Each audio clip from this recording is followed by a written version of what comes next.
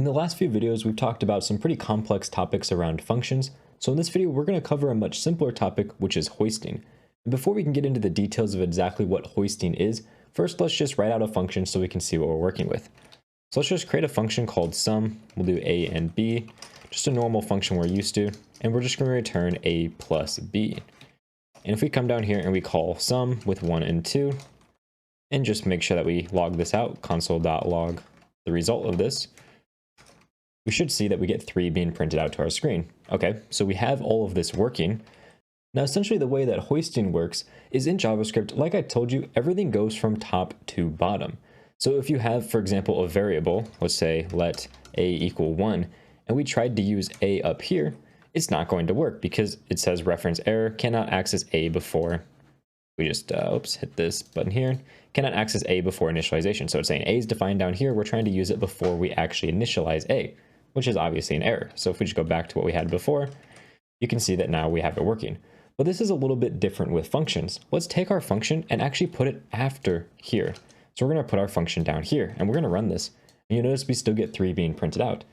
And this may seem a little confusing because we're creating our function sum down here, but our actual sum function is being used up here. So we're actually accessing this before we're even defining it, but it still works. And the reason for this is that before JavaScript actually runs your file from top to bottom, it does an interesting step where it takes all of the functions in your file and it essentially pretends like these functions were moved to the top of your file.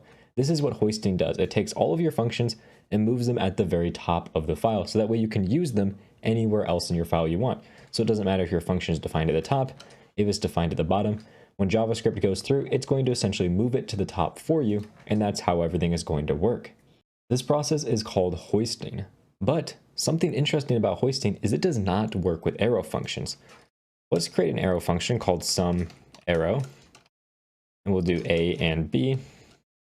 And all we're going to do here is return a plus b. Oops, a plus b. There we go. So we have our sum arrow. And if we come down here and use sum arrow and save, we get 3 being printed out. Let's just get rid of this other version. There we go. So now if hoisting worked the same for this, we could just move this function down here, click save, and everything would work. But of course, we're getting an error. Uncaught reference error, cannot access sum arrow before initialization. And the reason for this is that the slight difference in arrow functions and normal functions is that arrow functions are defined as a variable. As you can see here, we have the let keyword and it's a variable. And these let variables, they do not get hoisted. Variables never get hoisted. So unlike a function, which is slightly different, those will get moved to the top. But arrow functions, since they're defined as a variable, do not get moved up. Same way that when we had let a equal 1, that does not get moved up to the top. Up here, it stays down at the bottom. So if you want to have hoisting with your functions, so for example, you want to define your function down here at the bottom of your page, for example, function sum, you need to make sure that you use the function keyword instead of the actual arrow syntax, because otherwise it won't get hoisted to the top. In order to make this work, we just need to make sure we move down here our sum arrow where we call it below the actual definition for the function, and then everything will start working again. This is something that I often take advantage of because if you're writing out a program where you have some code, you have a bunch of code and it does something, usually the actual code is the most important thing inside your file, and the functions that you use are not really that important. Usually they're like helper functions that do small little things for you.